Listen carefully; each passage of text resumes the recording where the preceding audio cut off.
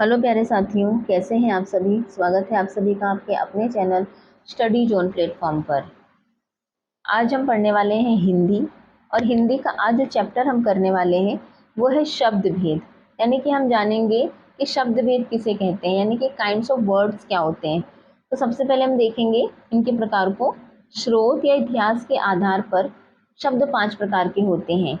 पहला कौन सा होता है? तत्सम। दूसरा तद्भव। तीसरा देशज। चौथा विदेशज या देशी या फिर से आगत भी कहते हैं।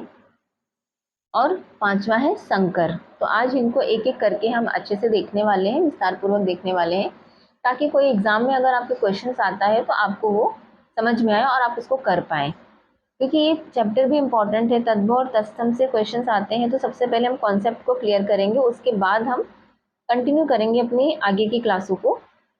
तो चलिए हम आगे बढ़ेंगे। सबसे पहले हम देख लेते हैं तत्सम किसे कहते हैं। तत्सम, तत् प्लस सम शब्द का अर्थ है उसके समान, अर्थात संस्कृत के समान। उसके समान अर्थात संस्कृत के समान, यानी कि वे शब्द जो संस्कृत से निकल कर आए हैं, यानी कि संस्कृत के तो हैं परंतु हम आज अपने लाइफ में उनका यूज कर रहे हैं, तो वो शब्द क्या होते हैं? तत्सम होते हैं।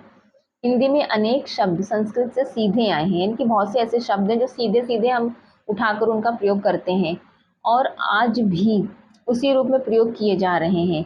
अतः संस्कृत के ऐसे शब्द जिन्हें हम ज्यों का त्यों प्रयोग में लाते हैं तत्सम शब्द कहलाते हैं, यानी कि जैसे तैसे ही हम उनको यूज में लाते हैं, उनमें कोई चेंजेस नहीं करते, वो हमारे क्या कहलाते हैं? तत्सम शब्द कहलाते हैं।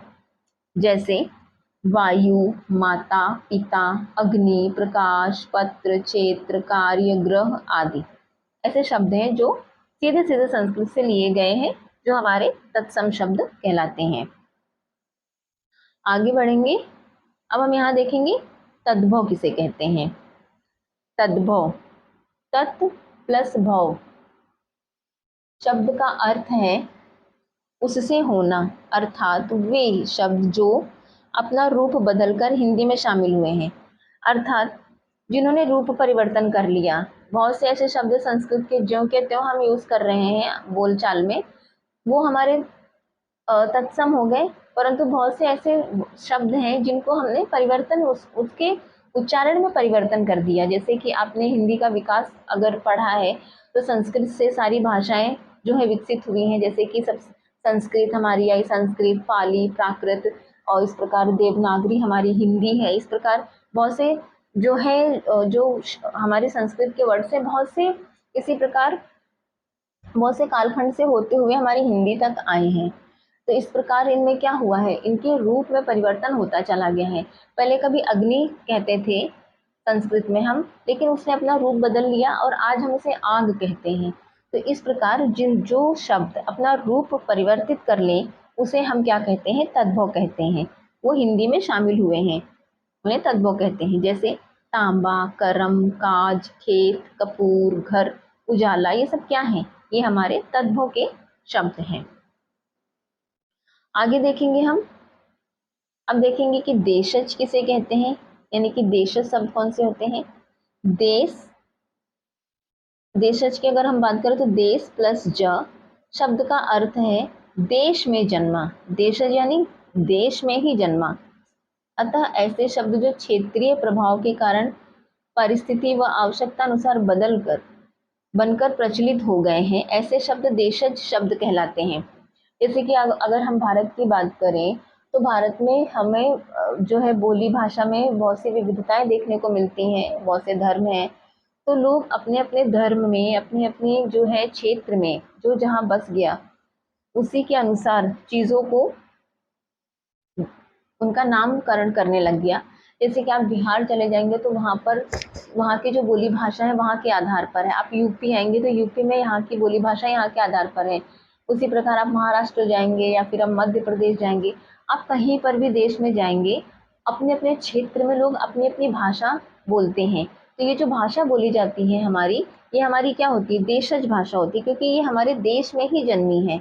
हमारी मातृभाषा या फिर हमारी जो भी क्षेत्रीय भाषा है हमारे देश से ही निकली है, हमारे द्वारा ही विकसित की गई है। तो ये हमारी भाषा कौन सी होती है?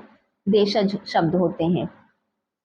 जैसे थैला, गड़बड़, टट्टी, पेट, पगड़ी, लोटा, टांग, ठेठ, खलिहान, डिबिया, भात, रोटी, खटिया, खड़ाऊ आदि ऐसे शब्द हैं जो हमारे देश शब्द हैं, जो हमारे भारत में बोले जाते हैं। विदेश शब्द या फिर विदेशी या फिर आगत कहेंगे। विदेश प्लस ज का अर्थ है विदेश में जन्मा। आगत शब्द का अर्थ आया हुआ। अगर आगत की बात करें तो आया हुआ यानी कि दूसरे देश से आया हुआ।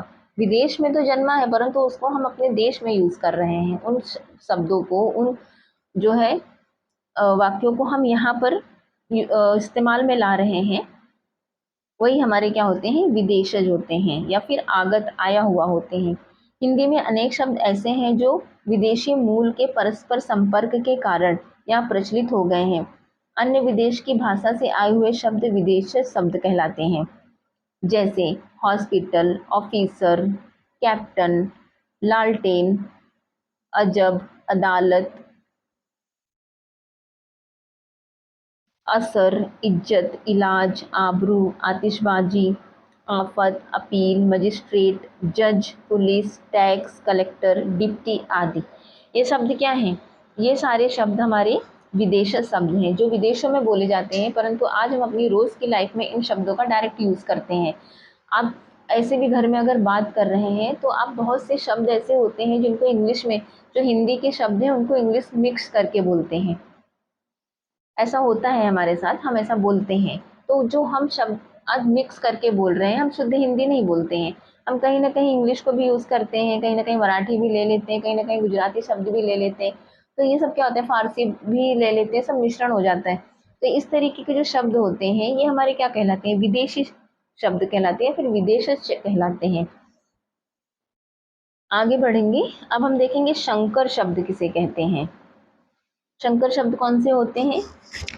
दो भिन्न स्रोतों से आए शब्दों के मेल से बने नए शब्द को संकर कहते हैं। यानी कि दो स्रोत जैसे कि हो सकता है कोई एक शब्द तत्सम का हो, एक हमारा फारसी का हो, एक हिंदी का हो, एक संस्कृत का हो। तो ये क्या हो रहा है, दो मेल से बना एक शब्द। जब दो मेल से मिलकर एक शब्द बन रहा है तो उसे हम शंकर कहते हैं। जैसे छाया, दार। छाया क्या है, संस्कृत से आया हुआ है, दार क्या है, हमारा फारसी से आया हुआ है। तो मिलकर क्या बन गया, छायादार। यानी एक हमारा वो बन गया शब्द छायादार।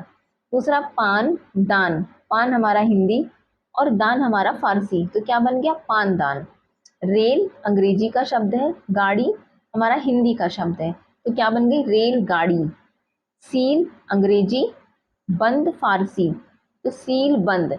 तो इस प्रकार जब दो स्रोतों के मेल से बन रहे शब्द हमारे क्या कहलाते हैं, संकर कहलाते हैं। आपने यहाँ पे उदाहरण भी देखा जिससे आपको समझ में आया होगा कि हमारे शंकर शब्द कौन से होते हैं। छायादार, पानदान, रेलगाड़ी और सीलबंद, ये हमारे क्या है, संकर शब्द हैं। अब हम देखेंगे कि रचना या फिर बनावट के आधार पर शब्द कितने प्रकार के होते हैं। तो रचना या बनावट के आधार पर 3 प्रकार के शब्द होते हैं। कौन कौन से होते हैं? एक रूढ़ होता है, एक यौगिक होता है और एक हमारा योग रूढ़ होता है। तो सबसे पहले हम देख लेते हैं कि रूढ़ शब्द कौन से होते हैं। जिन शब्दों के सार्थक खंड ना हो सके, यानी कि जिन शब्दों के सार्थक खंड ना हो सके और जो अन्य शब्दों के मेल से न बने हो, उन्हें रूढ़ शब्द कहते हैं। जैसे चावल शब्द का यदि हम खंड करें, चावल को यदि हम खंडित करें, चावल, इसका हम खंडन कर रहे हैं, चा प्लस वल या फिर चाव प्लस ल, तो ये निरर्थक खंड होंगे। अतः चावल शब्द रूढ़ शब्द है।